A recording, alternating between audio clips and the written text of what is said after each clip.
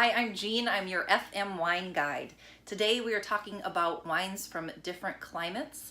When you shop for wines that come from certain climates in the world, it will affect the character of your wines. So hot climates versus cool climates. And when we talk about hot climates, we're talking about grapes that have been grown in places like Australia or Spain or the southern parts of Italy or France versus cool climates like New Zealand, Oregon, or Germany.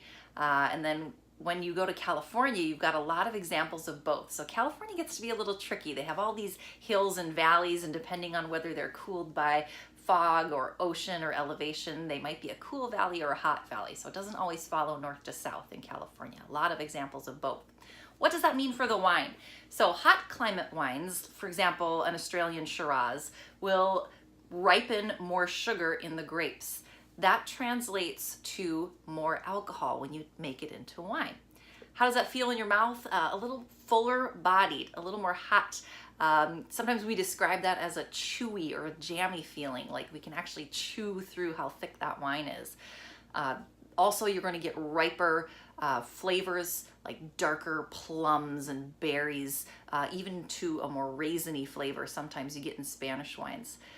Versus cool climates, cool climate wines are going to retain their acidity a little bit better. That's when we have wines we describe as brisk or cool or bright. For example, a New Zealand Sauv Blanc, very refreshing because the acidity is still there, and they're going to be a little more tart in their fruit flavors like citrus, grapefruit, and fresh grassy flavors.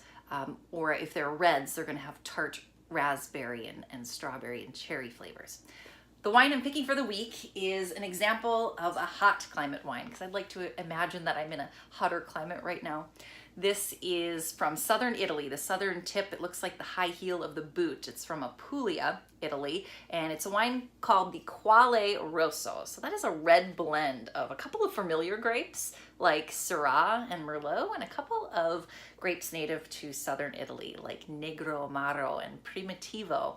If you like red blends, or like the American Big Red Zinfandel, you'll probably like this a lot. It's a lot of fun.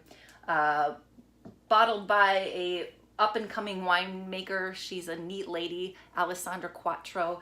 This is all packaged with these philosophies of being a responsible citizen of the world. So it's kind of fun to read if you pick one up. I enjoy this wine. It's got a lot of cherry licorice, that strawberry jam character I was talking about, pepper and chocolate.